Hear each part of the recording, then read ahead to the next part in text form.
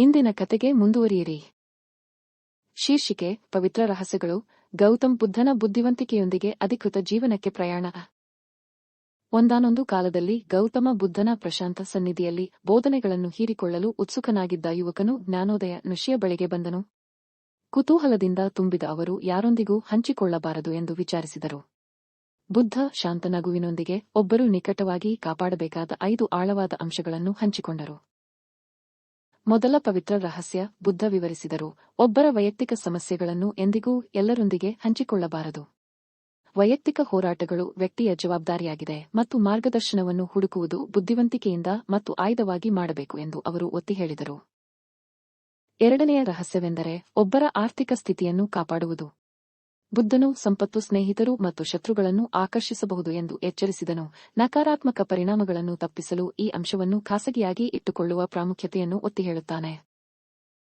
ಮೂರನೆಯ ಬೋಧನೆಯು ಒಬ್ಬರ ಒಳ್ಳೆಯ ಕಾರ್ಯಗಳನ್ನು ಹಂಚಿಕೊಳ್ಳದಿರುವ ಸುತ್ತುತ್ತದೆ. ಯಾವುದೇ ಪ್ರಶಂಸೆ ಅಥವಾ ಮನ್ನಣೆಯ ಬಯಕೆಯಿಲ್ಲದೆ ದಯೆಯ ನಿಜವಾದ ಕಾರ್ಯಗಳನ್ನು ನಿಸ್ವಾರ್ಥವಾಗಿ ಮಾಡಬೇಕು ಎಂದು ಬುದ್ಧನು ಹೇಳಿದನು.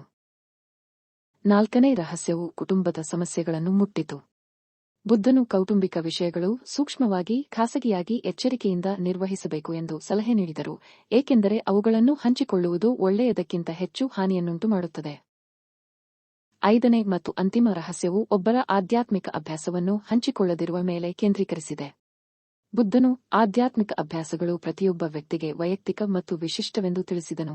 ಅವುಗಳನ್ನು ಹಂಚಿಕೊಳ್ಳುವುದು ತಪ್ಪು ಗ್ರಹಿಕೆಗೆ ಕಾರಣವಾಗಬಹುದು ಮತ್ತು ಅವರ ಅಂತರ್ಗತ ಶಕ್ತಿಯನ್ನು ದುರ್ಬಲಗೊಳಿಸಬಹುದು ಎಂದು ಎಚ್ಚರಿಸಿದರು. ಯುವಕ ಬುದ್ಧನ ಬೋಧನೆಗಳನ್ನು ಹೀರಿಕೊಳ್ಳುತ್ತಾನೆ, ಅವುಗಳ ಸಾರ್ವತ್ರಿಕ ಅನ್ವಯವನ್ನು ಅರಿತುಕೊಂಡನು. ಅವರು ಬುದ್ಧನ ಉಪಸ್ಥಿತಿಯಿಂದ ಸ್ಫೂರ್ತಿ ಮತ್ತು ಪ್ರಬುದ್ಧತೆಯಿಂದ ನಿರ್ಗಮಿಸಿದರು. ಈ ಪವಿತ್ರ ರಹಸ್ಯಗಳೊಂದಿಗೆ ಹೊಂದಾಣಿಕೆಯಲ್ಲಿ ತನ್ನ ಜೀವನವನ್ನು ನಡೆಸುವುದಾಗಿ ಪ್ರತಿಜ್ಞೆ ಮಾಡಿದರು. ಆ ದಿನದಿಂದ ಯುವಕ ಬುದ್ಧನ ಬುದ್ಧಿವಂತಿಕೆಯ ಜೀವಂತ ಸಾಕಾರವಾದನು. ಅವರು ಬೋಧನೆಗಳನ್ನು ಅಳವಡಿಸಿಕೊಳ್ಳುವ ಮೂಲಕ ಸಂತೋಷ ಮತ್ತು ಶಾಂತಿಯನ್ನು ಕಂಡುಕೊಂಡರು. ಕೆಲವು ಅಂಶಗಳನ್ನು ಖಾಸಗಿಯಾಗಿ ಇಟ್ಟುಕೊಳ್ಳುವುದು ಹಾನಿಯಿಂದ ರಕ್ಷಿಸುತ್ತದೆ, ಆದರೆ ಅವರು ಅಧಿಕೃತವಾಗಿ ಬದುಕಲು ಅವಕಾಶ ನೀಡುತ್ತದೆ ಎಂದು ಅರ್ಥಮಾಡಿಕೊಳ್ಳುತ್ತಾರೆ. ಮನುಷ್ಯನು ತನ್ನ ಪ್ರಯಾಣವನ್ನು ಮುಂದುವರೆಸಿದಾಗ ವೈಯಕ್ತಿಕ ಸಮಸ್ಯೆಗಳು, ಹಣಕಾಸಿನ ಹೋರಾಟಗಳು ಮತ್ತು ಕೌಟುಂಬಿಕ ಸಮಸ್ಯೆಗಳೊಂದಿಗೆ ಜನರು ಹೆಣಗಾಡುತ್ತಿರುವುದನ್ನು ಅವರು ಎದುರಿಸಿದರು.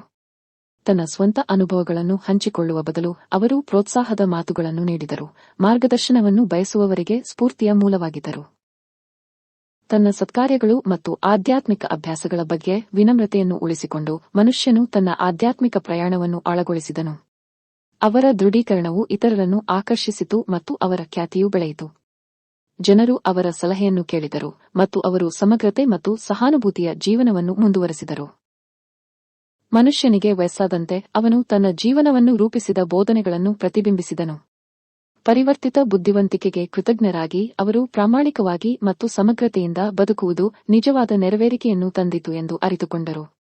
ಅವನು ತನ್ನ ಕೊನೆಯ ಉಸಿರನ್ನು ತೆಗೆದುಕೊಳ್ಳುವಾಗ ಬುದ್ಧನ ಬೋಧನೆಗಳು ತನ್ನ ಜೀವನವನ್ನು ಶ್ರೀಮಂತಗೊಳಿಸಿದ್ದು ಮಾತ್ರವಲ್ಲದೆ ಇತರರನ್ನು ಪ್ರೇರೇಪಿಸುವ ಸಾಮರ್ಥ್ಯವನ್ನು ಹೊಂದಿದೆ ಎಂದು ತಿಳಿದು ಮುಗುಳ್ನಕ್ಕರು. ಕಥೆಯ ನೈತಿಕತೆಯು ಗೌತಮ್ ಬುದ್ಧನ ಬೋಧನೆಗಳಿಂದ ಪಡೆದ ದೃಢೀಕರಣ ಮತ್ತು ಸಮಗ್ರತೆಯ ಆಳವಾದ ಪಾಠಗಳಲ್ಲಿದೆ.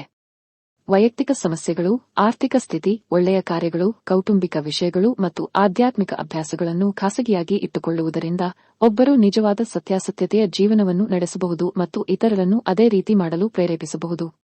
ಬುದ್ಧನು ನೀಡಿದ ಪವಿತ್ರ ರಹಸ್ಯಗಳು ಅಮೂಲ್ಯವಾದ ಜೀವನ ಪಾಠಗಳಾಗಿವೆ, ಅದು ಪೂರೈಸುವ ಮತ್ತು ಉದ್ದೇಶಪೂರ್ವಕ ಅಸ್ತಿತ್ವಕ್ಕೆ ಕಾರಣವಾಗಬಹುದು.